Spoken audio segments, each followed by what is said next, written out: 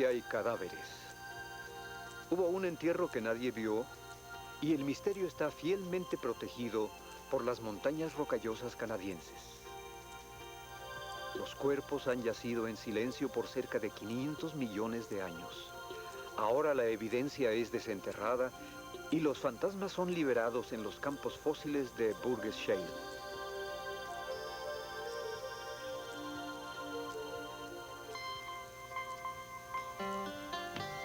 Cambio. Diversidad.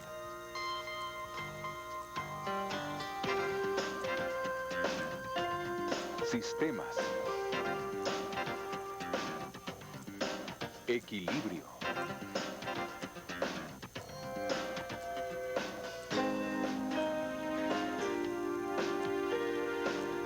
Biología. En este programa iremos a un pequeño viaje a las ruinas de una comunidad prehistórica. Así como ustedes aprendieron la preservación y diversidad de formas de vida únicas, aquí aprenderán sobre su destrucción. Su extinción causó alteraciones de patrimonio genético. Hay otros 5 factores que contribuyen al cambio de patrimonio con el tiempo. Si estos cambios son significativos y seleccionados por el ambiente, puede surgir una nueva especie. Frecuencia genética, selección natural y evolución de las especies. Los fantasmas de Burgess. Me da curiosidad qué vamos a ver mañana en el yacimiento. ¿Qué? ¿Y arruinar la sorpresa? Voy a compartirles algo, chicos. Los fósiles de Burgess Shale son tan increíbles que han recibido nombres como espectros y fantasmas. ¿Exactamente cómo se ven estos fantasmas? Bueno, algunos tienen 5 ojos en la cabeza, otros sin cabeza. Pero el más terrorífico es el que tiene las extremidades en la parte trasera y además tentáculos colgando de abajo. Me suena demasiado extraño. Pues tendrán que verlo para creerlo en la mañana. Que descansen, amigos. Por favor, fantasmas en Burgess. Ay, me están dando escalofríos. Sara, ¿por qué no vamos a la tienda? Sí, pero ¿quién va a apagar el fuego? Yo apagaré el fuego. No le temo a la oscuridad. Yo tampoco. Busquemos agua. Mira, mejor hay un vamos cubo a por dormir. aquí en algún lugar. Antes de que Ve nos tú dé primero. miedo. Sí, quédate atrás con los fantasmas. Oye. Buenos días. Hola. Oigan, Hola. ¿qué fue todo ese alboroto de anoche? Tal vez los fantasmas de Burgess. ¿Acaso los visitaron los fantasmas? ¿Tienen idea de qué edad tendrían? Creo que unos 1,000 millones de años. Como la mitad. Como 550 millones de años, de hecho. Se cree que los fósiles de Burgess Shale yacen ahí desde la era paleozoica. ¿Y ustedes están familiarizados con las eras geológicas? No mucho. Yo recuerdo algunas. ¿Crees que si hago un diagrama podrías ayudarme a explicarlas? Claro. Bien. Si esta columna representa el tiempo en millones de años y empezamos con 0 y bajamos hasta 3.500 millones de años, y del otro lado tenemos los nombres de las eras, ¿crees poder poner los nombres ahí, Benaz? Bueno, la primera era es la Cenozoica. No estoy segura de la segunda, pero la tercera es la Paleozoica.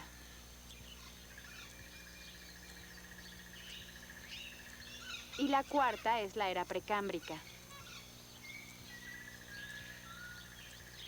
Bien. Aún no estoy segura de la segunda. ¿Alguien le puede ayudar? ¿No es la Mesozoica? Excelente. ¿Puedes escribirla, Benaz? Bien. Bueno, ¿y cómo determinan los geólogos cuándo termina una era y comienza otra?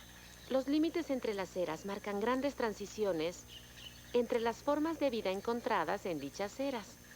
Dentro de cada era hay subdivisiones llamadas periodos. Fue durante el periodo cámbrico que se cree que los estratos de Burgess Shale fueron depositados. ¿Y cuándo llegan los humanos? ¿Me permites ese bastón un momento, Sí, Cam? claro. Si podemos asumir que este palo mide cerca de 1 metro, la base del palo representa el inicio de la vida y la punta representaría la vida actual.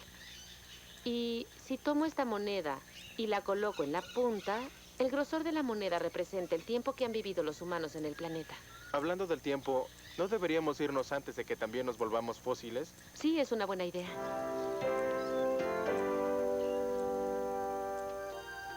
Se cree que la deposición de los fósiles de Burgess Shale ocurrió durante el periodo cámbrico, hace unos 550 millones de años. En 1909, los fósiles de Burgess Shale fueron hallados accidentalmente por Charles Walcott cuando viajaba a caballo por el desfiladero. Hay 2 yacimientos de roca en el Burgess Shale, Walcott y Raymond. Están situados a una elevación de unos 2.300 metros en Fossil Ridge. Fossil Ridge va de la montaña Wapta al monte Field en el Parque Nacional de Yoho.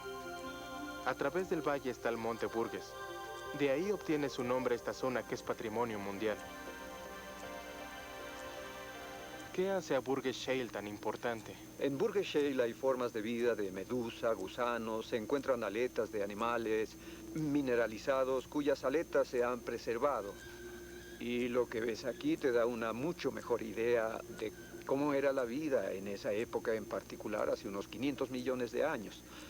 También es importante, pues nos muestra cuáles eran las posibilidades de vida. Es evidente por la variedad de animales que hay aquí, que prácticamente cada grupo de animales vivos está representado. Hay otros que podemos identificar o clasificar muy bien, que tal vez pertenecen a grupos extintos o tal vez a grupos que hoy son muy distintos a sus descendientes y que podemos reconocer muy bien. El hecho de que sean animales extintos nos indica que se han extinguido más animales desde entonces de lo que pensábamos. Esto dice mucho sobre el origen de la vida. Nos habla de la evolución, en especial la importancia de la extinción masiva, al grado de que si seguimos la propuesta de Stephen J. Gould en One Wonderful Life, donde habla de la contingencia, entonces se puede añadir la contingencia a la mutación, lo que produce variación y selección natural. Y se tendrá la contingencia o extinción masiva como el tercer factor en el proceso de la evolución. Así que lo cubre todo, cubre el origen, la extinción y el mismo proceso de la evolución. Y si quieren ver un lugar del mundo donde encuentren evidencia de esto, este es el indicado. ¿Puede hablarnos un poco sobre la explosión cámbrica que causó toda esta variación? Explosión cámbrica es el nombre que damos al evento en que aparecen la mayoría de los grupos animales, al inicio del periodo cámbrico. Antes había algunos metozoarios, la fauna Alcyone. Ahora incluye medusas y plumas de mar, algunas formas de cuerpo blando. No hay mucha variedad. Se esparcieron mucho. Y luego, por alguna razón que desconocemos, una acción desencadenó esta explosión de la evolución y aparecieron estos grupos. Desde luego esto fue posible gracias a que toda la variación genética necesaria para que esto pasara fue construida en las poblaciones de animales unicelulares que habían existido por hasta 3.000 millones de años. Tenemos 3.000 millones de años de evolución, de variación lenta por mutación en organismos unicelulares. Y si sumamos el evento en que organismos unicelulares decidieron unirse para formar metozoarios, animales multicelulares, pues esa variación seguía en su constitución genética hasta que las posibilidades fueron casi ilimitadas. Nos hablaba antes del Anomalocaris. ¿Podría explicarnos un poco más? Las pinzas del Anomalocaris fueron descritas desde el monte Stephen que ves atrás. En 1891 el primer espécimen fue hallado ahí en 1886. El Anomalocaris era el cuerpo de un camarón y se le nombró así pues los miembros del lado que se consideraban apéndices estaban unidos. Y los antrópodos significa con pies o miembros unidos. Y era un antrópodo con miembros no unidos, lo que era una anomalía. Anomalocaris significa cangrejo inusual. Cuando Walcott empezó a excavar aquí, obtuvo algunos especímenes que atribuyó a una especie llamada Legania. Pensó que era una Loturia, un pepino de mar que tenía la boca de esta criatura en particular. Pero él en realidad no describió a este animal en sí, hasta que la Sociedad Geológica de Canadá abrió este yacimiento y el de arriba, llamado Raymond, en el 67, y se obtuvo el primer espécimen casi completo. Y pronto descubrimos que el cuerpo del Anomalocaris eran las pinzas del animal, y que las mandíbulas radiadas, que eran... Aquí tengo un modelo que muestra cómo eran. Creían que las mandíbulas radiadas de un Anomalocaris eran una medusa por sus 4 puntos de simetría, y que esto era la mandíbula. Estaban las pinzas, por lo que lo veían como camarón. Por las mandíbulas creían que era una medusa, por la boca. Y desde luego tenemos el resto del animal mismo.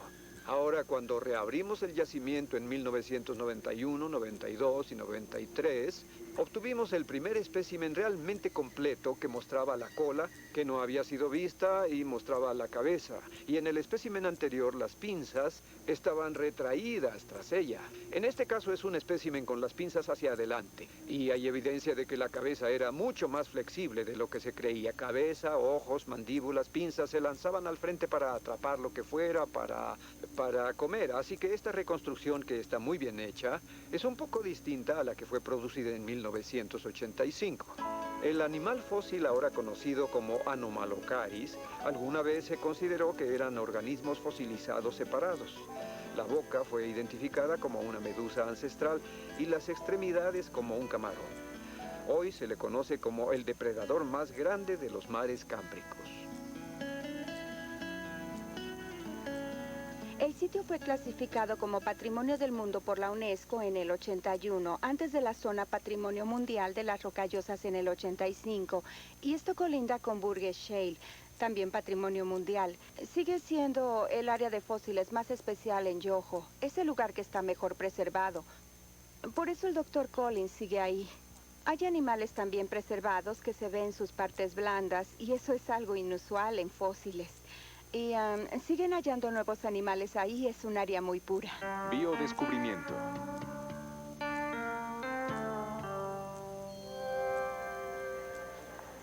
¿Cómo se preservaron también los especímenes de Burgess Shale? Muchos científicos creen que hubo muy poca desintegración. ¿Por qué? Pues una teoría dice que una avalancha de fango y cieno fue rápidamente al fondo del mar donde vivían los organismos. Las criaturas pequeñas se arremolinaron en las nubes que los desorientaron. Algunos fueron arrastrados y otros sepultados. El fango se compactó en el yacimiento con cada capa adicional de sedimentación. ¿Por qué es tan importante que haya tan poco oxígeno disponible en el área? El oxígeno ayuda al proceso de desintegración. Sin él, los agentes de descomposición mueren. Sí, y por el proceso de descomposición tan lento, la comunidad cámbrica quedó muy bien preservada.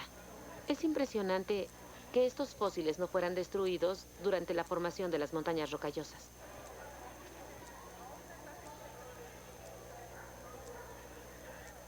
Mira los detalles que obtengo con solo rayar sobre este fósil.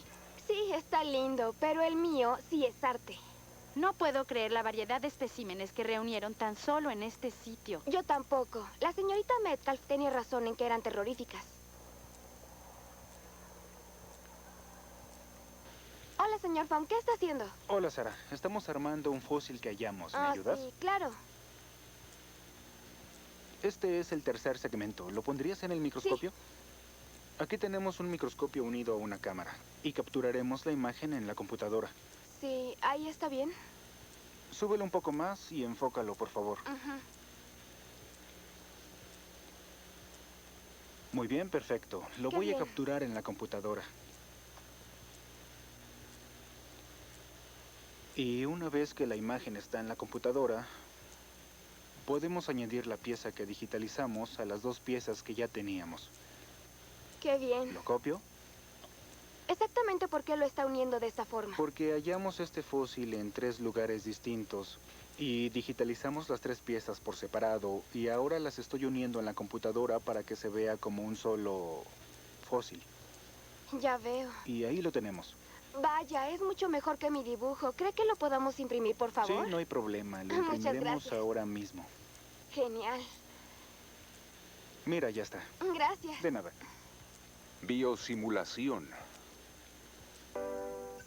El principio de Hardy-Weinberg dice que si se reúnen las 5 condiciones para el equilibrio, las frecuencias alelas y el patrimonio genético de la población siguen igual de generación en generación. Las ecuaciones de Hardy-Weinberg, P más Q igual a 1 y P al cuadrado más 2PQ más Q al cuadrado igual a 1, pueden usarse para analizar frecuencias alelas en la población al paso del tiempo. Ya capturé la información en esta simulación por computadora. Tomamos muestra de 1000 fósiles de 5 estratos para la frecuencia de un alelo recesivo homocigótico de organismos de una concha dentada. En el primer estrato descubrimos que 3 de 1000 fósiles tenían concha dentada. Esto significa que el valor para Q al cuadrado es igual a 3 sobre 1000 o 0.003. Esto hace que el valor de Q sea la raíz cuadrada de 0.003, que es 0.055. Es decir, que el valor de P es 1 menos Q, que es 1 menos 0.55, que es igual a 0.945. Muy bien. ¿Y si en el segundo estrato, 100.000 años después, 37.000 fósiles mostraran el rasgo recesivo homocigótico de conchas dentadas, y en el tercero 412, en el cuarto 480 y finalmente en el quinto 448, ¿cómo afectaría nuestra gráfica? La gráfica nos muestra que el alelo recesivo aumentó hasta el tercer estrato y siguió constante. En otras palabras, del tercer al quinto estrato, los dos genotipos siguieron igual. ¿Y qué pudo provocar los cambios en el patrimonio genético? Podría haber varios factores. Tal vez los organismos con la alela dominante de la concha redonda fueron aniquilados por sus depredadores, chicos. Y la alela de organismos de concha dentada fue una mutación y parece tener una ventaja selectiva sobre los organismos de concha redonda. O un organismo de concha dentada fue arrastrado desde otra región. Sin importar las razones de la alteración de la frecuencia, vemos que no se cumplieron las condiciones para el principio de Hardy-Weinberg y que la población está evolucionando.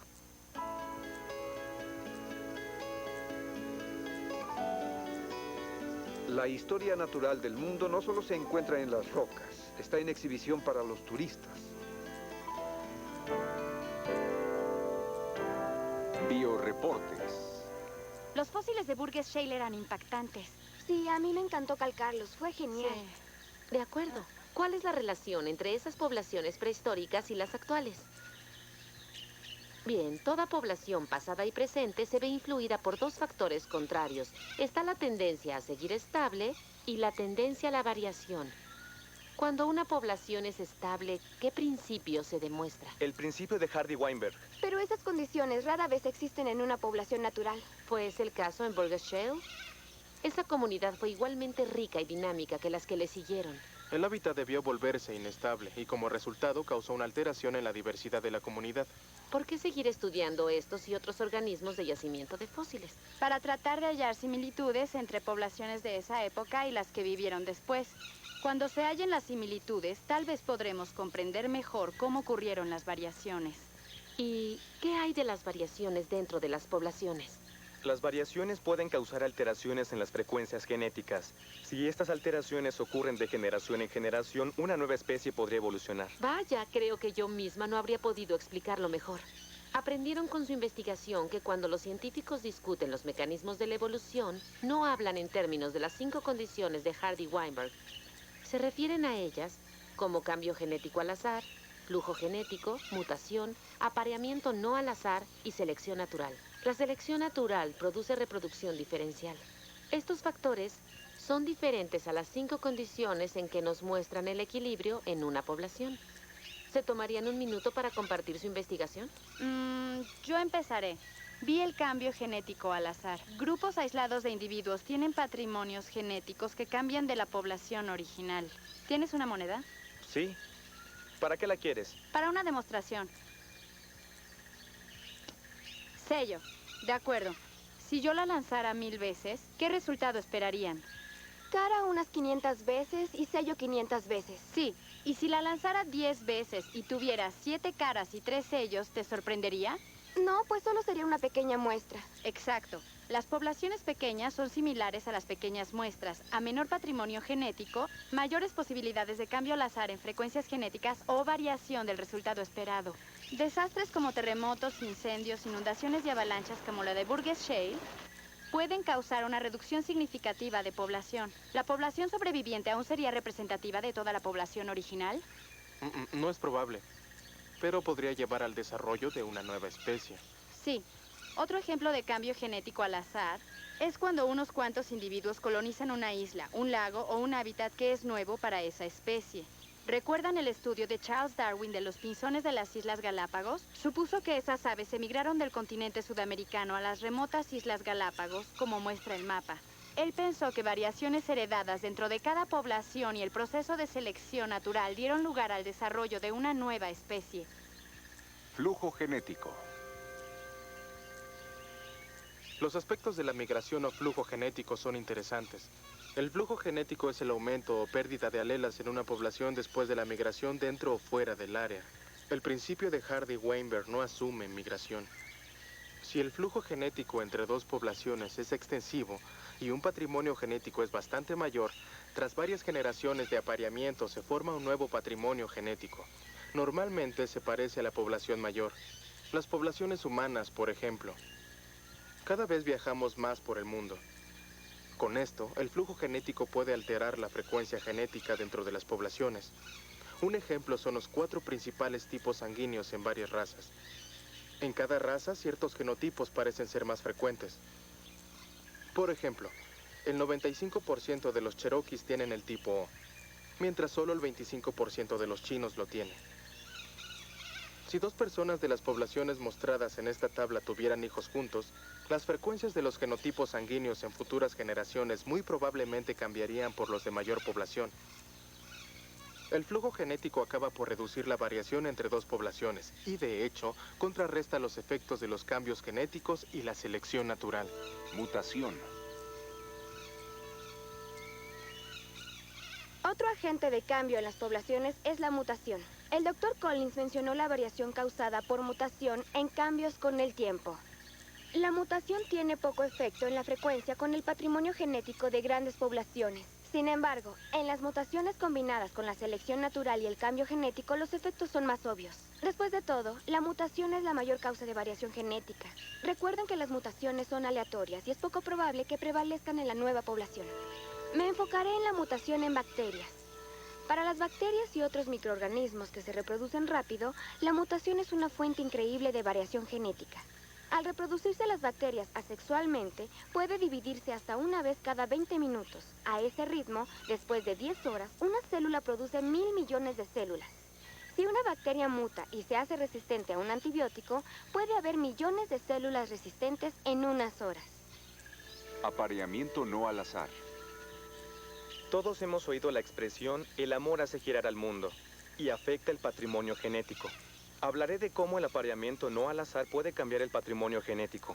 El principio de Hardy-Weinberg asume que el apareamiento es aleatorio, pero en realidad entre animales tiende a haber muchas formas de apareamiento no al azar. Algunos organismos tienen harems donde unos cuantos machos fertilizan a todas las hembras. Usualmente hay un concurso con sonidos fuertes, colores brillantes y gestos amenazantes. Otros machos eligen parejas similares a ellos. Los humanos suelen elegir a alguien con gustos, estilos de vida, raza, estatus social y habilidad atlética similares. Finalmente, hay una selección sexual en la que la hembra es quien elige a su pareja. Los machos de pavo real exhiben sus brillantes plumajes y las hembras los evalúan y eligen. El caso más extremo de apareamiento no al azar son las especies de plantas de autopolinización. Por ejemplo, el maíz. Como se seleccionan solo a sí mismas para aparearse, es una variación restrictiva. En resumen, el apareamiento no al azar es otro factor capaz de alterar el equilibrio de un patrimonio genético. Sí, es cierto. Las presentaciones de todos ustedes estuvieron magníficas, pero aún no hemos terminado. Falta un proceso evolutivo que necesita explicación. Cam, ¿podrías decirme cuál sería? La selección natural es la forma en que los individuos más adecuados pasan sus genes. Adecuados no es que sean fuertes o musculosos, eso es un mito. Más bien significa mejor adaptados. Sí, esa es una mejor explicación, Benaz. Por ejemplo, algunos individuos tienen más éxito en producir mayor número de descendientes que llegan a la madurez sexual. Así que la frecuencia de sus genes aumentará en el patrimonio genético. Si el ambiente favorece a estos individuos, es que han sido seleccionados. Al cambiar los ambientes, la selección natural volverá a ocurrir por varias generaciones, hasta que el genotipo favorecido se mantenga en la población. Tómense un minuto para resumir algunas de las cosas que descubrieron. ¿Sara? Mutación y variación son materia prima para cambio de patrimonio genético. ¿Y cómo afecta la mutación a diferentes organismos? Las mutaciones tienen menor efecto en organismos que se reproducen sexualmente, pues en la mayoría de ellos, la mutación tendría que ser dominante, o tendría que ocurrir en las alelas de ambos padres. Pero como ya vimos, en organismos que se reproducen asexualmente, como las bacterias, la mutación es una increíble fuente de variación. Bien, ¿alguien más? Sí, las pequeñas poblaciones que se han aislado de poblaciones más grandes a causa de un evento natural pueden ser seleccionadas. Si la población se adapta al ambiente y pasa con éxito sus genes por muchas generaciones, esto puede llevar al desarrollo de una especie totalmente nueva. ¿La población aislada aún podría aparearse con la original? No, no si se ha vuelto una nueva especie. Bien. Cam, El movimiento de los individuos dentro o fuera de una población podría cambiar las frecuencias de los genes en el patrimonio original. ¿Podrías explicarlo un poco más? Digamos que un virus mortal no afecta a la gente con sangre tipo A. Si hubiera un brote de este virus en una isla desierta, la gente con sangre tipo B y O moriría o emigraría de la isla. Por lo tanto, la frecuencia genética de la sangre tipo A aumentaría por flujo genético. Ese es un ejemplo muy interesante. Blair, ¿comentarías sobre el apareamiento no aleatorio? Lo llamaría selección de pareja. Hallar pareja es todo un proceso. El concepto del harem sí que es muy interesante. Como el privilegio de la hembra de seleccionar al macho. Creo que tiene la esencia de esta conversación. Prosigamos. Ahora, tomando todo lo que acabamos de discutir, si tiene lugar algún cambio, puede dar como resultado... La evolución de una población. Que dará lugar a... El desarrollo de una nueva especie. Sí, así es. Hay diferentes mecanismos por los que se pueden formar nuevas especies. Hay mecanismos geográficos y mecanismos genéticos para la evolución. Hoy en día, los biólogos debaten si el desarrollo de una nueva especie se da poco a poco con el tiempo o rápidamente. Dos teorías que han recibido mucha atención son la del gradualismo y la del equilibrio puntuado. En el gradualismo, la evolución es un proceso largo y paulatino. Se lleva a cabo por la acumulación de muchas diferencias genéticas pequeñas entre poblaciones. Cambios en las estructuras corporales de organismos dentro de estas poblaciones ocurren continuamente con el tiempo. El cambio evolutivo a gran escala es el resultado de la selección entre individuos. Los individuos mejor adaptados producen más descendencia que los menos adaptados. En el equilibrio puntuado, la evolución es un evento geológicamente rápido, impulsado por menos diferencias genéticas entre las poblaciones.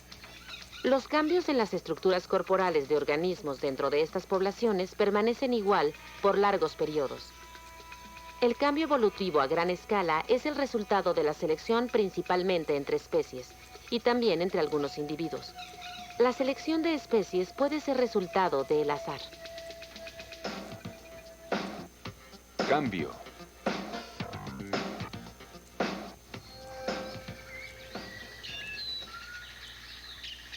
Mientras empacamos, quizá quieran tomarse un minuto para repasar los temas que vimos. Cambio genético al azar, flujo genético, mutación, apareamiento no al azar y selección natural. Estos son los factores de influencia significativa en los patrimonios genéticos. La evolución es el resultado del cambio provocado por uno de estos factores o una combinación de varios factores. No olvide nuestra visita a Burgess Shale. Nos mostró un poco el pasado y nos hizo pensar en el presente. ¿Qué revelarán los misterios aquí y en otros yacimientos de fósiles? ¿Nuestra interpretación apoyará el gradualismo o apoyará el equilibrio puntuado? ¿O finalmente será una combinación de las dos teorías? Quizá nunca sepamos todas las respuestas. Mientras tanto, tenemos muy buenas historias de fantasmas.